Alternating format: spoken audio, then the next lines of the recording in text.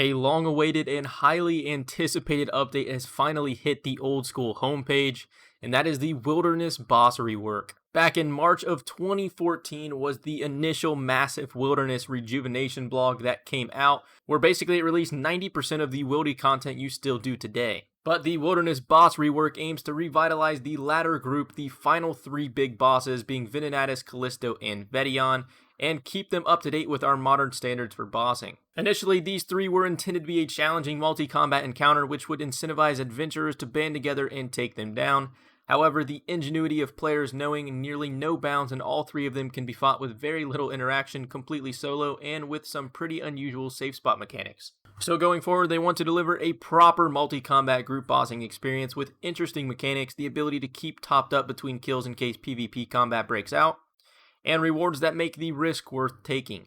If you're just trying to secure some sweet drops but dreading the multi-combat, don't fret because there is a solo variation we'll touch on later in this blog.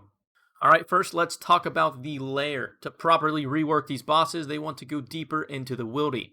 Each of the bosses will have a unique entrance to its lair somewhere on the wilderness surface. There are no entry requirements, you'll just need to bring a bit of gold, gear up, and be ready for battle with bosses and players alike. Players will be able to peek inside the lair entrances to see if anybody's lurking inside, but they won't be given a specific number. Therefore, this means that somebody is inside the lair, but it could be a single person taking this boss down solo, a small team, or even a whole team of PKers waiting to pounce on anybody brave enough to enter. Once you've entered the boss lair, you can't leave the way you came in. You'll either have to fight your way through the boss or try to evade its attacks to get to the lair's exit. Upon exiting any of the given boss lairs, you'll weave your way through a dark web of tunnels to find yourself at one of the three randomly selected locations inside the escape caves. Any player leaving the same boss lair as you within 10 seconds will be able to follow you to the exact same location in the escape caves. The caves will be multi-combat and will be filled with some mid-level NPCs to keep you on your toes between the random exits, hoping to discourage players from just camping outside exits or hopping through worlds while inside, making a better overall experience for PvPers and PvMers alike. Evade any would-be assailants and stay quick on your feet to find one of the 4 exits to continue daring your escape across the wilderness surface. Players trying to enter boss lairs or the escape caves will be asked to pay a fee, currently set at 50k, which is dropped to any player who might slay you. But by holding your own and contributing to boss kills, this fee will decrease by 10k for each successive kill where you are the MVP. So 5 boss kill MVPs will guarantee you free entry after your next death. The exact values of this fee and decreases are something they do want feedback on. Whether these numbers are going to be the ones that actually stick, we don't know just yet. They want to know if 50k dropping by 10k is too harsh, too little, or what are the players' thoughts on that exact feature. Realistically, they're doing this because they want to discourage people from ragging on bossers, but also without prohibiting regular players from getting stuck into the fun mid-game boss encounters. But here is the initial design of what the escape caves are set to look like. As you can see, the 3 big X's mark the boss lair exits, along with the 4 tiny red X's mark the escape cave exits.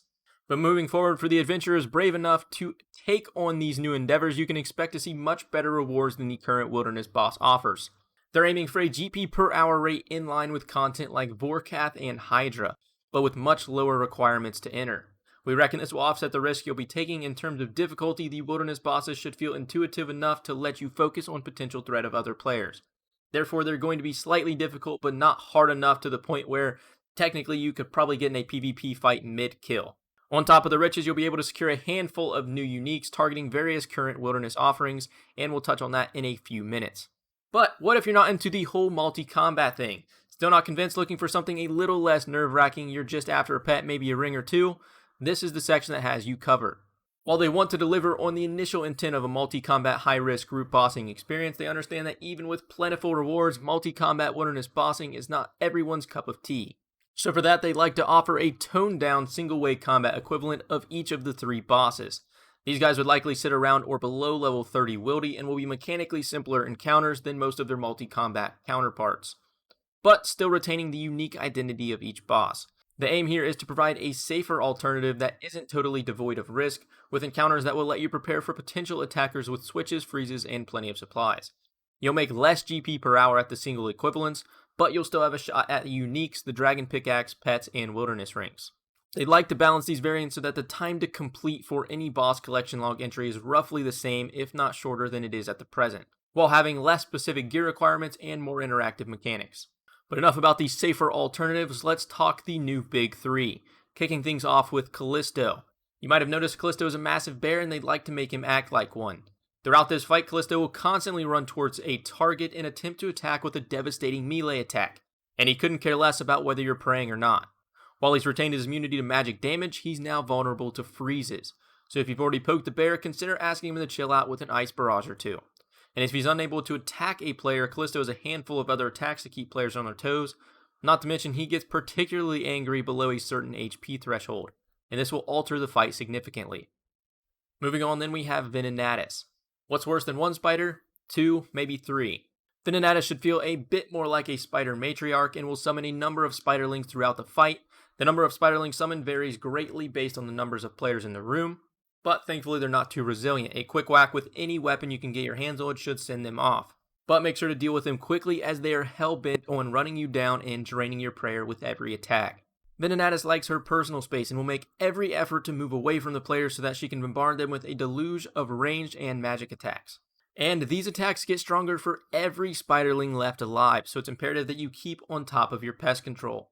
But moving on to the third and final boss of the big three, we have Vetion. And before we talk about the fight itself, we should address the skeleton in the room, which when compared to Callisto and Venenatis, Vetion's model isn't in line with what we've expect after many years of old school RuneScape. So with that, here's a work in progress remodel, and he's due for some fancy new animations, so keep an eye out for future blogs showing off these too. And do note that anybody who is lucky enough to call Vetion Jr. a companion, they're going to give players the option to transform him between his old and reworked model. But now talking about the boss fight, taking on Vetion is all about awareness and positioning. He'll make sure to use his Khopesh and lightning magic to keep you on your toes throughout the fight. We've also given Vetion some defense training, which he's put to great use in a potent defense position. So if you see his shield raise, hold your fire or you'll risk a pretty nasty deflect. His signature skeletal hellhounds will make a return requiring your full attention while Vetion peppers the room with lightning attacks. If that didn't sound like enough to deal with, after running out of health for the first time, Vetion enters phase 2. You know, the orange one. The orange armor has a lower defense than his purple equivalent, but Vetion more than makes up for it with an increased max hit and faster attack speeds. But now enough about the bosses, let's talk brand new rewards. And first up we have the Thammaron Sceptre, and in comparison to its other Wildy weapon counterparts in the crossbow and vigorous chainmace, it's a little lackluster. So alongside the boss rework, they're also going to be reworking the Sceptre to a powered staff with a max hit equal to your magic level divided by 3, minus 8, and with an attack speed of 4 on top of a plus 15 magic attack bonus. This means that at 99 magic, you'll be hitting up to 25 magic damage every 4 ticks. Unlike other powered staffs, this new and improved offering would be able to hit players. Since crossbow and vigorous chainmace function pretty nicely for getting a little extra damage off while escaping, we didn't want to shortchange magic users. The wilderness bonus would be changed from plus 100% accuracy and 25% damage to 50% accuracy and 50% damage against NPCs within the wilderness for the Scepter's standard attack. This same bonus would also apply to non-powered spells cast with the staff equipped. But do note that the Sceptre cannot auto-cast any spells. Both the regular attack and any other spell cast while wielding Thammaron Sceptre would consume ether. But moving on, that's not all for the Sceptre buff. The Skull of Vetion will be a rare tradable drop from Vetion, and a player with 85 crafting can combine the Skull with the Thammaron Sceptre to obtain the Accursed Sceptre. And if you don't have 85 crafting, Andros Mai and the Ferox Enclave will combine them for 500 KGP. But the Accursed Sceptre is a tradable upgrade with a magic attack of 22 and a max hit equal to your magic level divided by 3 minus 6. Therefore, instead of a 25 max hit, your new max hit would be 27. The Accursed upgrade also gains a special attack, Condemn. It costs 50% of your special attack energy, and performs an attack with 50% increased max hit and 50% increased accuracy. And on a successful hit, the target's defense and magic are reduced by up to 15%. But do note that defense and magic reduction from Condemn cannot be lowered beyond 85% of their initial value. Therefore, for a target who has 80 defense and 80 mage, Condemn cannot reduce their stats past 68 in both. And I'm not going to touch on this in too much detail, but if you do want to come look for yourself in the blogs, there are DPS comparisons for all of the new weapons. Next up though, we have the Webeaver Bow. The Fangs of Venenatis will be a rare tradable drop from Venenatis. A player with 85 fletching this time will be able to combine this with the crossbow to make the new Webeaver Bow. The Webeaver Bow will require 70 range to wield, has 85 ranged attack bonus, and 65 range strength. compared to the crossbow 75 and 60, and it gains a special attack of Swarm. Swarm will also take 50% of your special attack energy and unleashes 4 attacks in rapid succession with increased accuracy. But each of these attacks are capped at 40% of your damage, theoretically maxing out at 160% damage if every attack hits for its max. But on top of this, successful attacks have a chance to inflict poison on hit, starting out at 4 poison damage. And then finally, to round out the 3 rev weapons, we have the Ursine Chainmace. The Claws of Callisto will be the rare tradable drop from Callisto. And in order to combine this to the vigorous Chainmace, you'll need 85 smithing. The Ursine Chainmace will require 70 attack to wield and has a 71 crush attack bonus and 74 melee strength bonus, compared to 67 crush and 66 strength of the vigorous Chainmace. The special attack for the Ursine Chainmace will be Bear Down. This special attack will take 50% of your special attack energy and hit with 100% improved accuracy. If Bear Down hits, it deals 15 damage over 6 seconds and drains 50% run energy over the same time. If a target has 0% run energy, the damage dealt will be doubled. Pulling out some effects from the Dead Man sigils I see. But while we're in the talk of rewards, let's talk the Dragon Pickaxe. They understand that many players' long-standing concerns about how such an impactful skilling upgrade being locked behind high-risk activities. So on top of including the Dragon Pickaxe in the single-way combat equivalents outlined earlier in this blog, they're also going to do the following. The Dragon Pickaxe drop rate from KBD is going down to 1 in 1,000 from 1 in 1,500. They're also going to add the Dragon Pickaxe to the Cowfight Queen's drop table at a 1 in 400 drop. This would be a longer grind than the existing bosses, but is by far a safer alternative. Not to mention they'd be open to attaching it to some high-level skilling content like Zolcano or some slightly riskier skilling content like the Volcanic Mine. But the blog doesn't end there, and possibly one of the biggest and most surprising updates, we have one final reward. Each of the 3 bosses will drop a piece of the separated Voidwaker, one the blade, one the hilt, and one the crystal. Each of these components are tradable, and an NPC beneath the Old Knight will offer to reassemble the Voidwaker for 500k. The Voidwaker itself is also tradable and behaves like any other item on death. It is a tier 75 melee weapon requiring 75 attack, 75 strength, and 60 magic. And if it doesn't sound too familiar, it will soon, because on top of offering best in slot non-degradable option for training strength for any 75 attack build, the Voidwalker has a never before seen, not really, special attack. This is Disrupt. Disrupt costs 60% of your special attack energy and deals guaranteed magic damage between 50 and 150% of your melee max hit. It's the Korasi sword. Old School is bringing back the Korasi sword with a fresh lick of paint to fit a little better within the Old School theme. But of course, Korasi sword's reputation as a so-called spec weapon is pretty infamous.